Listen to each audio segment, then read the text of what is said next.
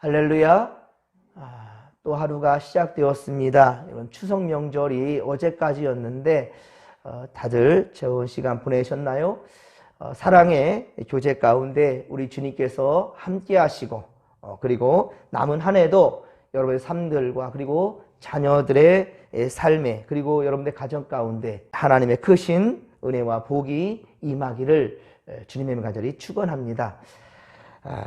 오늘 주시는 말씀은 요한복음 7장 53절로 8장 11절의 말씀입니다.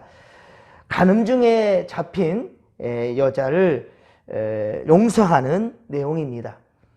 예수님은 초막절 마지막 날 무리들에게 말씀하신 후에 무리들은 각각 집으로 다 돌아갔지만 예수님은 감람산으로 가셨습니다. 감람산은 예루살렘 성의 남동쪽, 동남쪽으로 쪽에 위치하고 있고요. 예수님이 자주 오르셔서 기도하시던 곳이었습니다. 그러니까 밤에 바로 이 감람산으로 오르셨으니 철야하러 올라가신 것이었고요. 바로 낮이 밝자 아침이 되니 다시 성전으로 돌아가셨고, 그리고 주님 앞으로 나오는 백성들을 또 향해 말씀을 가르치셨습니다. 밤새 기도하고 많이 피곤하고 지쳤을 텐데 예수님은 다시 말씀을 전하는데 또 최선을 다하신 것입니다. 자, 그런데 3절 이하에 보니 이때 서기관들과 바리새인들은 간음 중에 잡혀온 여인, 이 여인을 끌고 와서 가운데 세우고 예수님께 말합니다. 모세는 율법에 이러한 여자를 돌로 치라 명하였거니와 그러면 선생님은 어떻게 하시나이까? 어떻게 말하겠나이까? 라고 묻습니다. 이 성이라는 것은 하나님께 주신 것으로서 아주 귀한 것이고 거룩한 것입니다.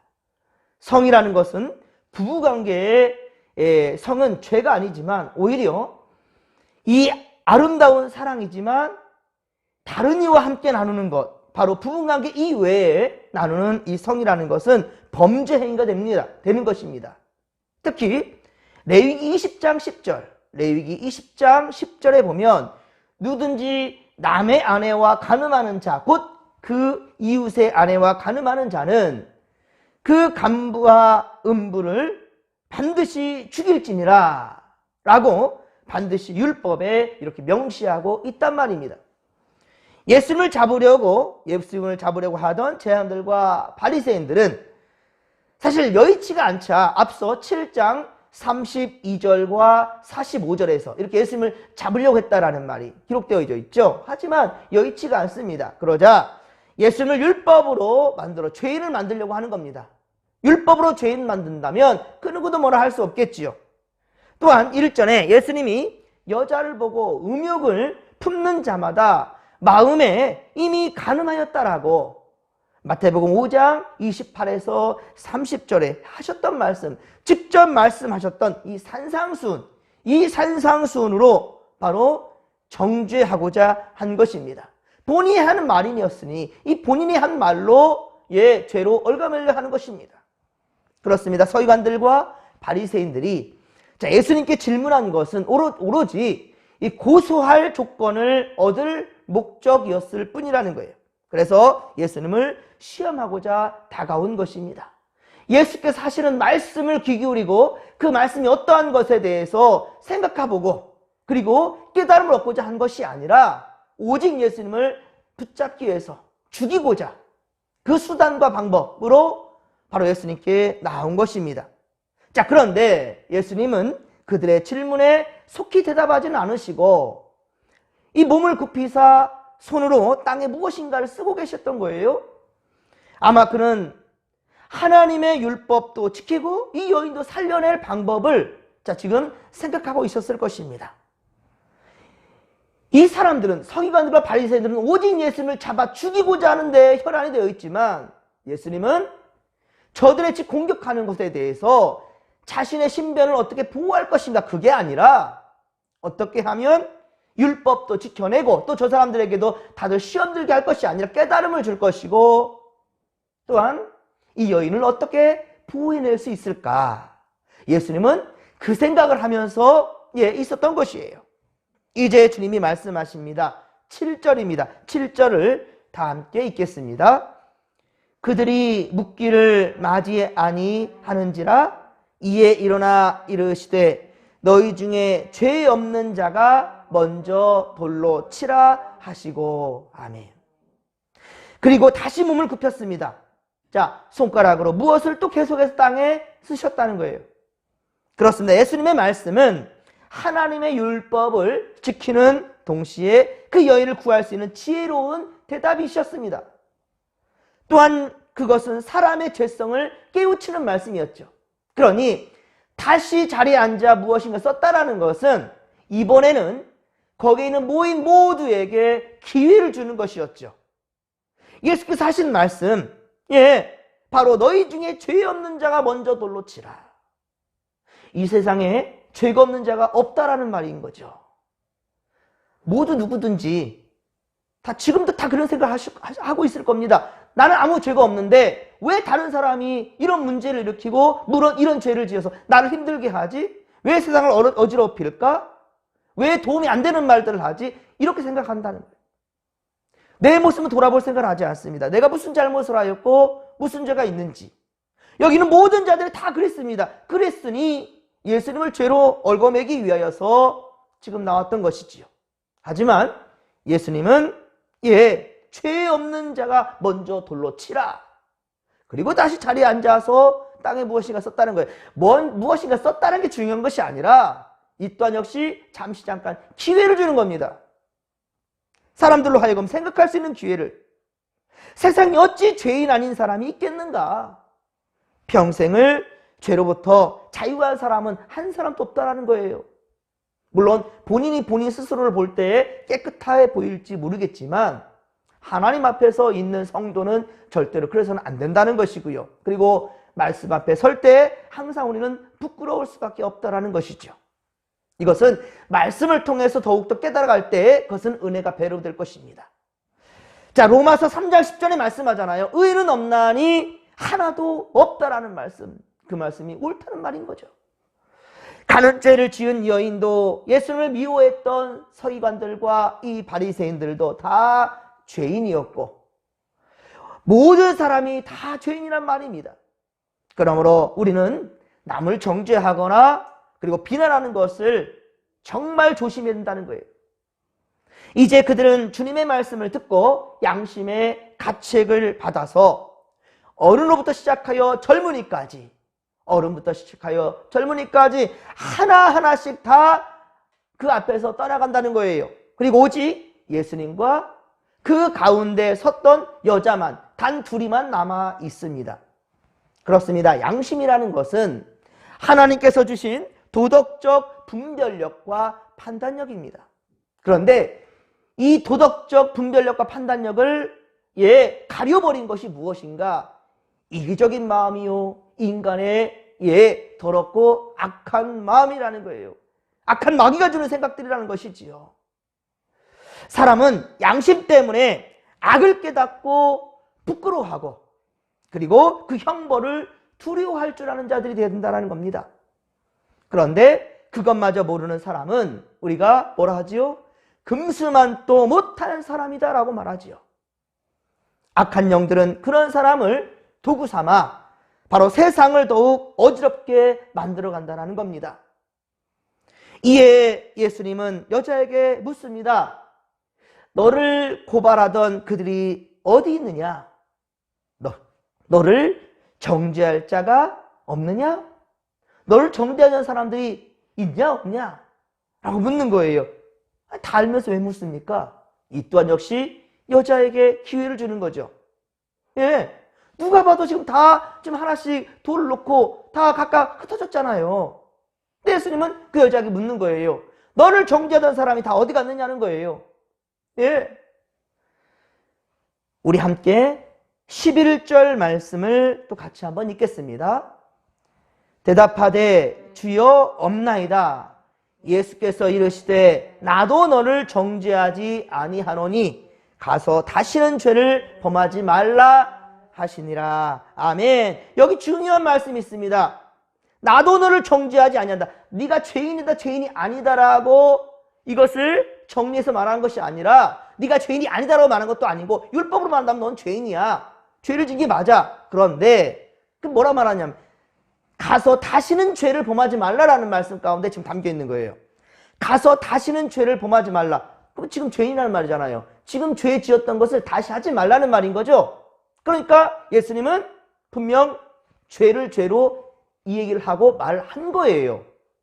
죄를 보고도 모른 척한 게 아닙니다. 당신이 지금 이런 죄를 지었습니다 라고 지적한 거예요.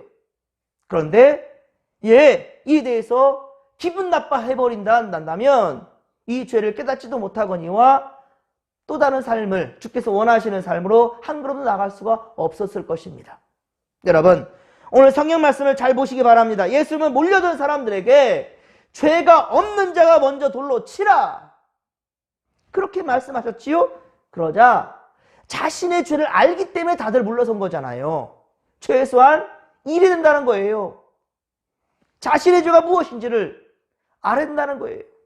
그러나 예수님은 죄가 없으신 분이잖아요. 그러니까 죄가 없는 자가 먼저 돌로 치라 했을 때 다 가버렸지만 그 자리에 죄인인 여자와 바로 예수님. 그럼 예수님 죄가 있어서? 아니요. 죄가 없기 때문에 그 자리에 있었던 것이지요. 예수님은 죄가 없으신 분이시니 율법대로 한다면 그럼 어떻습니까? 돌을 들어서 여인에게 돌을 던져도 누구 하나 뭐라 할 사람이 없을 것입니다.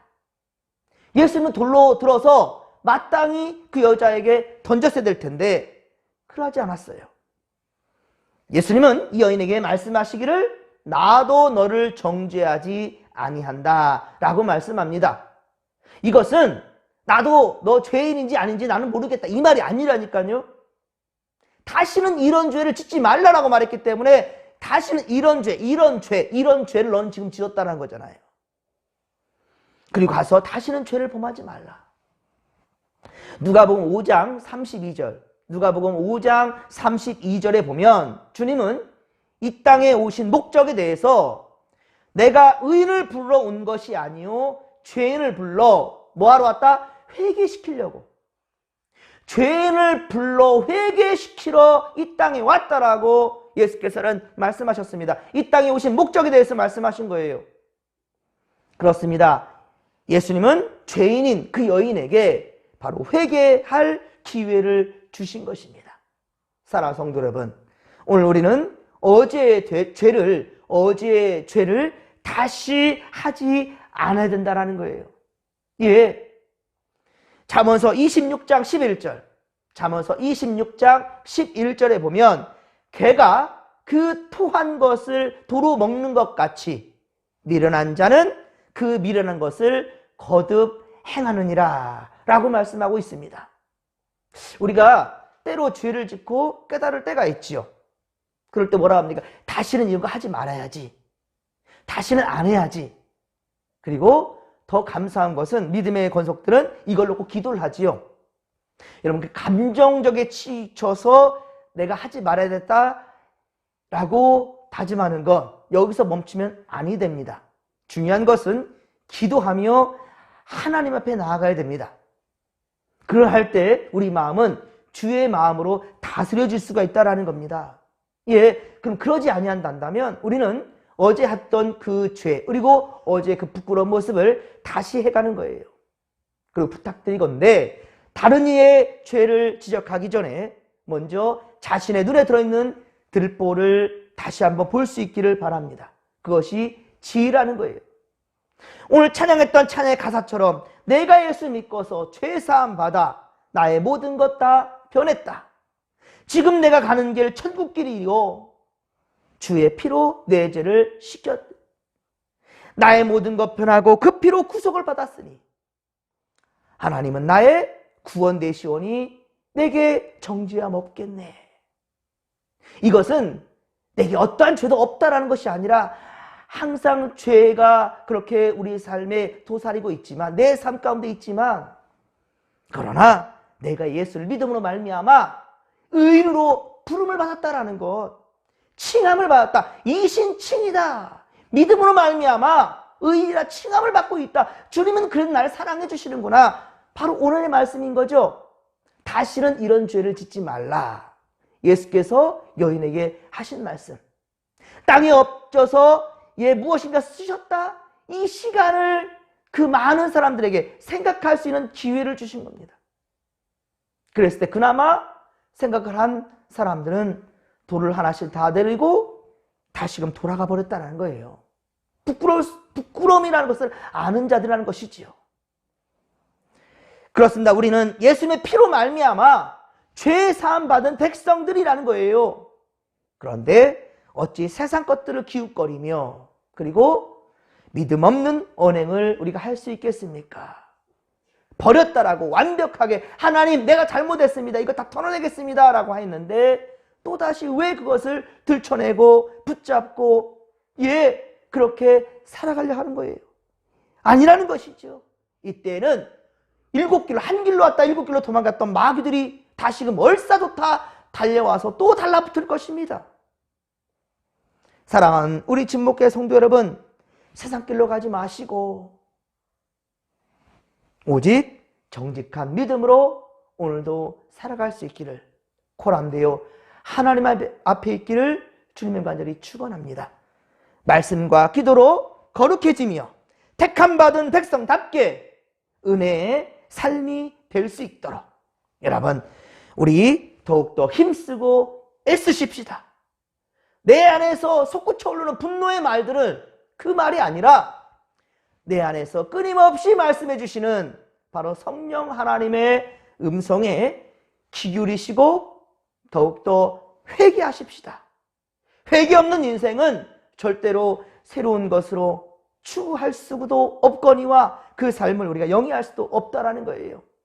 섭섭이가 왔을 때 이것은 바로 저 사람이 주는 것이 아니고 하나님이 주는 것이 아니고 마귀가 준다라고 생각할 때 우리는 철저하게 털어내야 된다는 거예요. 오늘도 오직 주님 의지하며 주님 주시는 은혜로 오직 감사함과 그리고 우리 안에 있는 어둠 그림자들 반드시 털어낼 수 있기를 바랍니다. 갈수록 새벽 예배에 우리 성도들이 나오질 않습니다. 우리 가족들만 나와서 제가 마스크를 벗었습니다. 여러분, 세상 일 바쁘지요. 몸 피곤하지요. 그런데요, 여러분, 우리의 생명만 하겠습니까? 영혼 구원에 대한 은혜만 하겠습니까? 그 은혜를 사모한다 한다면 여러분, 세상 일보다 먼저 우선순위에 하나님을 예배할 수 있고 말씀과 기도 앞에 나아갈 수 있기를 바랍니다. 예수님은 전날 최선을 다해서 말씀을 전하시고 다시 산에 올라가셔서 철야 기도를 하시고 또 다시 내려오셔서 말씀을 전하셨어요. 저도 더욱 최선을 다해서 말씀을 준비하고 기도로 무릎으로 나아가는 주의 종 되겠으니 여러분들도 말씀과 기도 앞에 최선을 다해 코람되어 하나님 앞으로 나아갈 수 있기를 바랍니다. 주께서 우리와 함께 하실 것입니다. 주의 삼창 부르며 기도하며 나갑니다. 주여 주여 주여. 살아계신 하나님 아버지 고맙고 감사를 드립니다. 성령이여 우리 안에 도사리는 모든 어두운 그림자들을 다 몰아내어 주시옵기를 원합니다. 그 그림자는 내 그림자가 아니라 악한 영들의 그림자입니다. 하나님 아버지여 절대로 우리 하나님의 앞에 우리 아버지 어두운 그림자는 우리에서 있어서는 안 될 것일지니 이것이 우리를 계속해서 유혹하며 무너뜨릴 것입니다. 하나님 아버지여 도와주시옵소서. 오직 빛으로 오신 주님 오지여 예수 그리스도의 생각들로만 우리 안에 그득히 차고 넘칠 수 있도록 도와주옵소서. 우리 안에는 오직 예수의 빛으로만 채워가게 하여 주시고 그러하기에 우리가 가는 곳곳마다 오늘도 만나는 모든 자들에게 빛을 얘기하고 어두움에 빛이 되어줄 수 있고 썩어가는 곳에 소금이 되어줘서 하나님 아버지 오직 지켜내는 생명을 살려내는 우리 삶이 될 수 있도록 주여 도와 주시옵소서. 함께하여 주옵소서.